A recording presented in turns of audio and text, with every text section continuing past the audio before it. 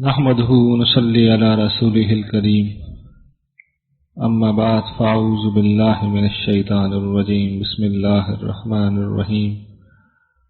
رب اشرح لي صدري ويسر لي امري واحلل عقدة من لساني يفقهوا قولي ربنا لا تؤاخذنا ان نسينا واخطأنا۔ حاضرین گرامی قدر، سورہ بقرہ میں احکام شریعت کا سلسلہ جاری ہے۔ اس سے پہلے ہم نے دیکھ لیا تھا کہ مختلف سوالات تھے جو کیے جا رہے تھے، اس میں سے جو آخری سوال تھا وہ شاید میں بیان نہیں کر سکا کہ تم سے یتیموں کے متعلق یہ پوچھتے ہیں، تو پھر اس کا اللہ تعالیٰ نے جواب دیا تھا کہ تم ان کے مال کو اپنے مال میں ملا لو تو کوئی حرج نہیں ہے۔ اور یتیموں کے ذکر سے پھر ایک موقع آیا تھا کہ اب وہ خاندانی معاملات بھی زیر بحث آ جائیں، جو کہ اس شریعت کا ایک بہت اہم حصہ ہے۔ ان احکام کی پہلی اساس سورہ بقرہ میں یہ بات بیان کی گئی ہے، اس طرح بیان کی گئی ہے کہ نکاح کسی مشرک عورت یا مشرک مرد کے ساتھ جائز نہیں ہے۔ یہ پہلی دفعہ آپ سمجھ لیجیے اس کی ہے۔ نکاح چونکہ ایک بڑا گہرا تعلق ہے، خاندان کا ادارہ قائم ہو رہا ہوتا ہے، تو اللہ تعالیٰ کسی صورت یہ گوارا نہیں کرتے کہ ایک بستر پر ایک طرف توحید ہو اور ایک طرف شرک ہو۔ اللہ تعالیٰ شرک کے معاملے میں اتنے حساس ہیں، تو وہ یہ گوارا قطعی نہیں کرتے کہ میاں بیوی میں سے کوئی ایک بھی مشرک ہو، کوئی رعایت نہیں اس معاملے میں۔ دوسری چیز جو ایک سوال کی شکل میں پوچھی گئی تھی وہ یہ کہ یہ جو ایام حیض ہوتے ہیں تو اس میں کیا بیویوں کے پاس جایا جا سکتا ہے؟ تو اس کے بارے میں بتایا گیا ہے کہ یہ ایک نوعیت کی کیفیت ہے ناپاکی کی، تو اس میں اپنی خواتین سے ایسے ذہن میں رکھیے گا، قرآن بار بار جو ہے نا لفظ جب نساء بولتا ہے تو نساء سے مراد بیویاں ہوتی ہیں، اس طرح کے کانٹیکسٹ میں وہ بعض اور مواقع آئیں گے، میں وضاحت کر دوں گا۔ تو اپنی بیویوں کے پاس جانے کی ممانعت کی گئی ہے۔ ہر دفعہ کی طرح یہاں پہ بھی آپ کے لیے میں نے ہائی لائٹ کر رکھا ہے کہ اللہ سے ڈرنا، تقوی ہی اصل مطلوب ہے، تقوی ہی وہ چیز ہے جسے اختیار کرنا ہے۔ تقوی جس لمحے ہم فراموش کریں گے تو پھر ہم اللہ کے کسی حکم کو قطعی طور پر اس کی پیروی کرنے کے قابل نہیں رہیں گے۔ کچھ لوگ ہوں گے جو تعویل کر کے نافرمانی کریں گے اور کچھ لوگ اعلانیہ نافرمانی کا راستہ اختیار کریں گے، لیکن اصل چیز تقوی ہے۔ اور یہی چیز یہودیوں کے کیس میں اللہ تعالیٰ نے بار بار توجہ دلائی تھی۔ آپ کو یاد ہوگا جب انہیں ایڈریس کیا تھا تو بار بار کہا تھا کہ واتقوا یوما لا تجزی نفس عن نفس شیئا، ڈرو اس دن سے جب کوئی نفس دوسرے نفس کے کام نہ آئے گا۔ تو یہ تقوی ہے جس کی طرف توجہ دلائی دی جا رہی ہے۔ تقوی کے بھی تین حیثیتیں ہوتی ہیں، یہ بھی آپ ذرا سمجھ لیجیے۔ تقوی اصل میں ایک احساس ہے۔ میں ابھی یہاں سے جملہ کہہ دوں نا کہ یہاں بم رکھا ہوا ہے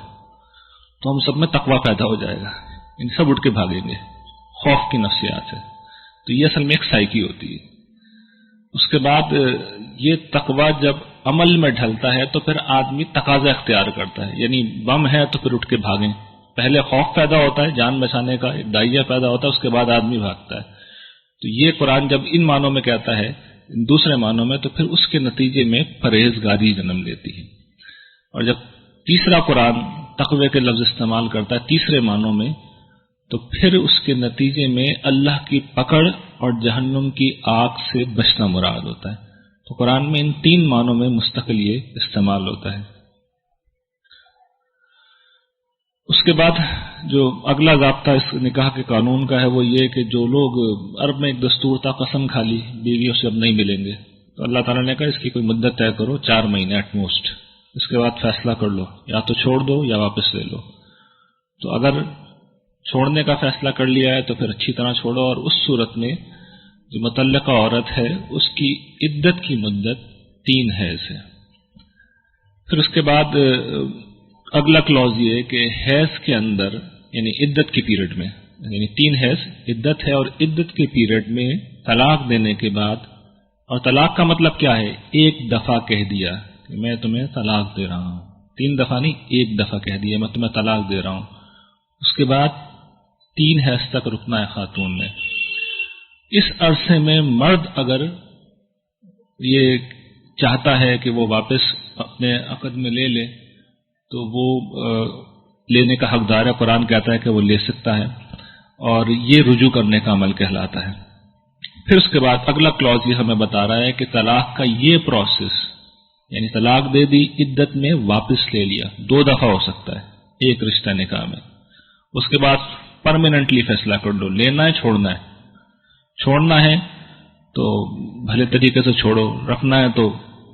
بھلے طریقے سے جو دستور ہے اس کے مطابق رکھو۔ اس کے بعد اگلا کلوز یہ ہے کہ تیسری دفعہ اگر طلاق دے دی،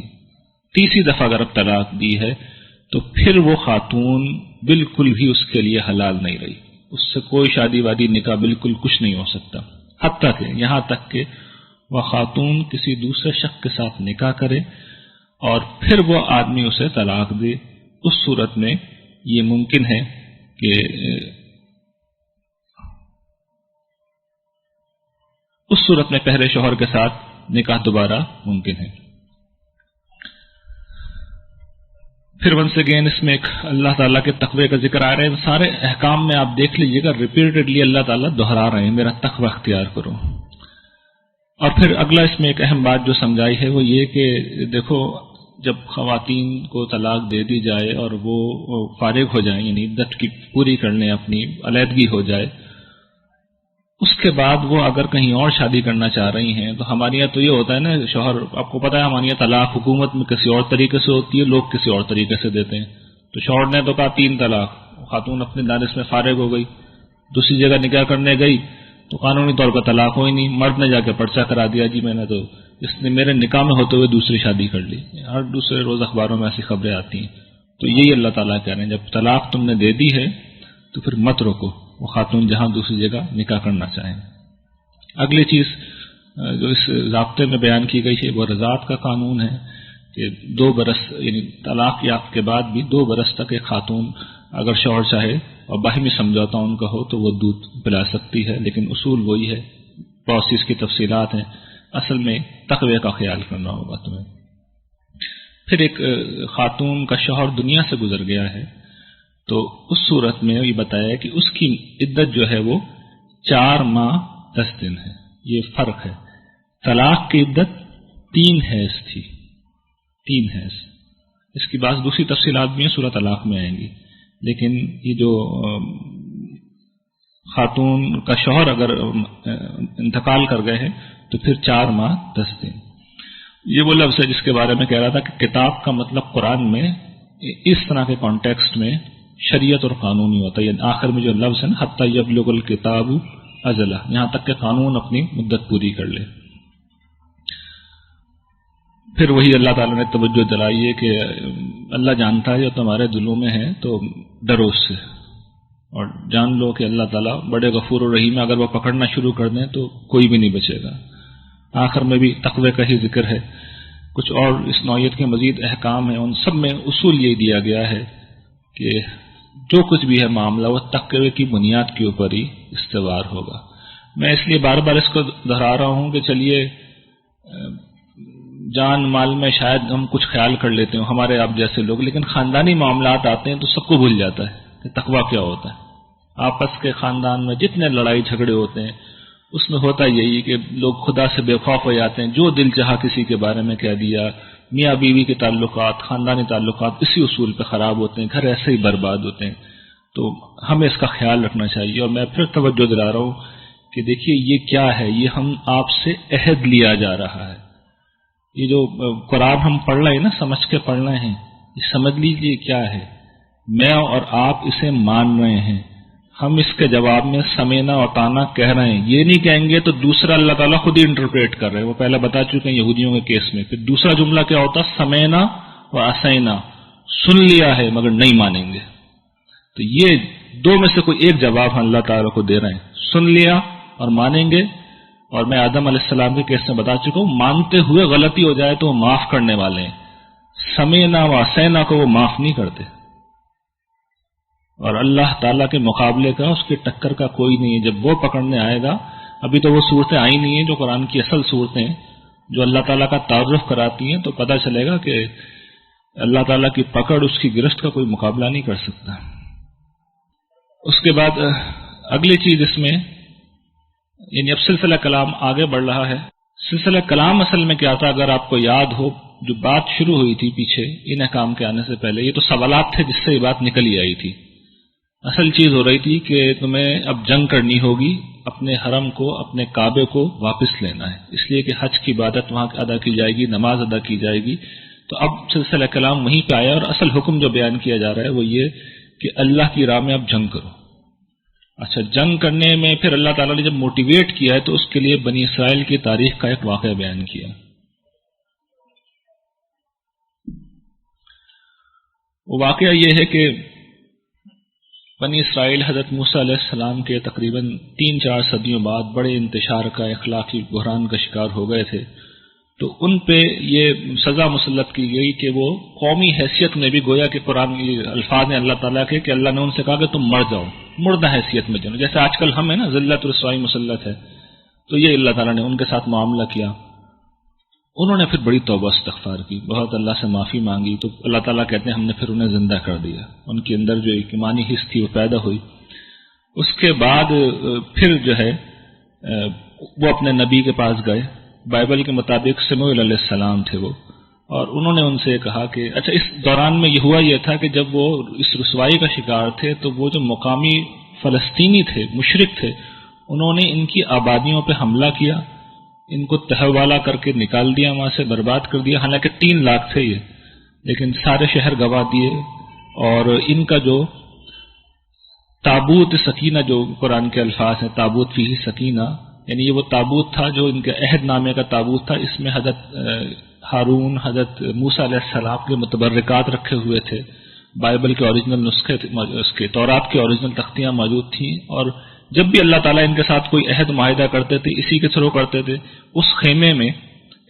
جس خیمے میں یہ تابوت رکھا جاتا تھا، اس سے ان کے قبلے کی حیثیت حاصل تھی۔ یہ ذکر ہے بیت المقدس کے بننے سے پہلے کا، حضرت داؤد سے پہلے کا، ان کا ذکر بھی آ جائے گا، تو اس کو بھی چھین کے لے گئے۔ سموئیل علیہ السلام کے پاس یہ آئے تو انہوں نے پھر دعا کی اللہ تعالیٰ سے، طالوت کو ان کا پھر بادشاہ بنا دیا گیا، اور پھر یہ ایک لشکر کی شکل میں نکلے، ان کی جالوت سے جو لڑائی ہوئی، جو فلسطینیوں کا سردار تھا، اور پھر اللہ تعالیٰ یہ بیان کرتے ہیں کہ حضرت داؤد نے اس کو قتل کیا، شکست دی، اور یہ جو کمزور گروہ تھا بنی اسرائیل کا، یہ ان بہت طاقتور مشرق قوموں کے اوپر غالب آ گیا، جو کہ اس زمانے میں ان سے زیادہ قوت میں آگے بڑھ چکی تھیں۔ اس کی تفصیلات ہے جو یہاں پہ بیان ہوئی ہیں، اور پھر اسی طرح مسلمانوں کو سمجھایا گیا ہے کہ بظاہر اس وقت تم کمزور لگ رہے ہو، اور تمہارا بھی جو کعبہ ہے وہ دوسروں کے قبضے میں ہے، لیکن تم ہمت کرو، تم اٹھو، جب تم قتال کے لیے نکلو گے تو اللہ بھی تم اسی طریقے سے سرخرو کرے گا جیسے ان کو کیا تھا۔ اور پھر یہ رسول اللہ صلی اللہ علیہ وسلم کی سچائی کی ایک دلیل کے طور پہ اس بات کو بنی اسرائیل کے سامنے پیش کیا کہ اللہ کی آیات ہیں جو ہمارا نبی تمہیں پڑھ کے سنا رہا ہے، اور یہ ظاہر بات ہے کہ بنی اسرائیل تو اس طرح کی باتیں نہیں بتا دیتے، وہ چھپا کے رکھتے تھے اپنی کتابوں میں، لیکن رسول اللہ صلی اللہ علیہ وسلم نے پورا واقعہ ہے جو کہ تفصیل کے ساتھ بیان کیا ہے۔ پھر ایک حکم وہاں پہ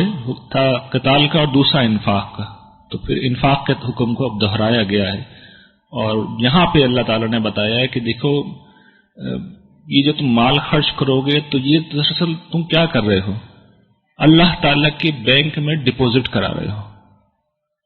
تمہارا پیسہ تمہیں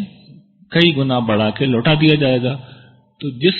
بینکر کے بینک میں ڈپوزٹ کرا رہے ہو سمجھ لو وہ کون ہے، وہ اللہ ہے، اس کے سوا کوئی معبود نہیں، وہ زندہ، سب کا زندہ رکھنے والا، قائم اپنی ذات میں سب کا قائم رکھنے والا، سب کا تھامنے والا۔ وہ ایسا ہے کہ اسے نہ نیند آتی ہے نہ اونگ آتی ہے، اسی کی ملک ہے، اسی کی بادشاہی ہے، جو کچھ آسمانوں میں ہے، جو کچھ زمین میں ہے۔ اس کی طاقت اتنی ہے کہ اس کے سامنے کوئی کچھ کہہ نہیں سکتا، کسی کی سفارش نہیں کر سکتا، ہاں وہ کچھ اجازت دے دے، اس کا علم ہر چیز کے اوپر حاوی ہے، کوئی اس کے علم سے کچھ لے نہیں سکتا سوائے اس کے کہ اللہ جس کو علم دے دے۔ اس کا اقتدار آسمانوں پہ زمینوں پہ پھیلا ہوا ہے، اور ان کی حفاظت اسے ذرا گرا نہیں گزرتی، بڑا ہی بلند ہے وہ، بڑا ہی عظیم ہے وہ۔ یہ حقیقت اللہ تعالیٰ نے واضح کر دی اور پھر بتا دیا کہ اب جو ایمان لے آئے مجھ پہ، اللہ پہ اور کفر کا، طاغوت کا انکار کر دے، شیطان کا انکار کر دے، تو اس نے ایک ایسی مضبوط رسی کو تھام لیا ہے جو کبھی نہیں ٹوٹے گی۔ یہ اللہ تعالیٰ پہ ایمان اور اعتماد ہے جو بندہ مومن کو ہوتا ہے۔